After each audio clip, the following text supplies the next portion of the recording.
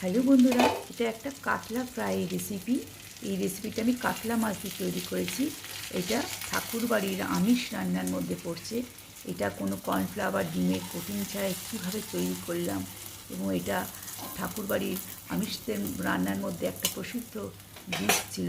এই রান্নাটা কীভাবে করলাম চলুন শুরু করি। এর জন্য আমি 80 থেকে 100 গ্রাম বড় বড় করে কাতলা মাছ কাটিয়ে নিলাম। কাতলা মাছগুলোকে নুন আর ভিনেগার জলে ভালো করে ধুয়ে 20 মিনিট ভিজিয়ে রেখেছিলাম।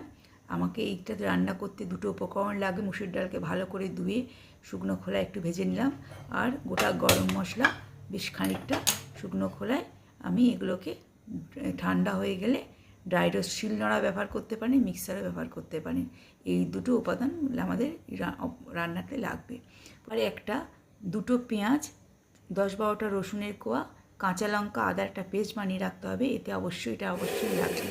প্রথমে মশলাটা আমি দিয়ে দিলাম অল্প হলুদ, ধনে গুঁড়ো, হলুদটা অল্প দেবেন, তিখি মির্চের গুঁড়ো 1/2 চামচ, এবং আদা, রসুন, কাঁচা লঙ্কা আর পেঁয়াজের পেস্টটা দিয়ে, আর 50 গ্রামের মতন দই দিয়ে ভালো করে ম্যারিনেট করে মিনিমাম ½ আওয়ার, ম্যাক্সিমাম 2 আওয়ার্স রেখে দিতে হবে।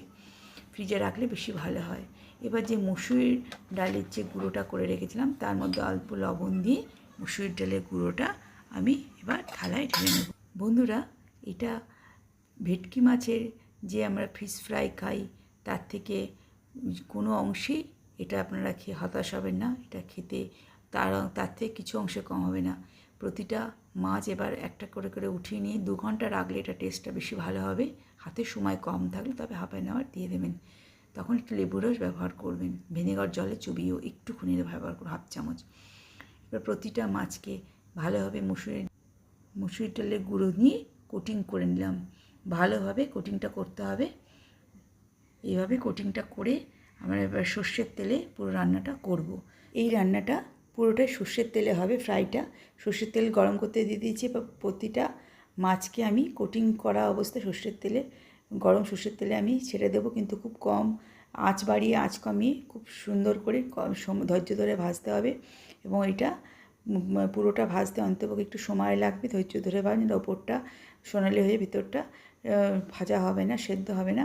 এইভাবে রান্নাটা করবেন এবং কাসুন্দির সঙ্গে পরিবেশন করবেন।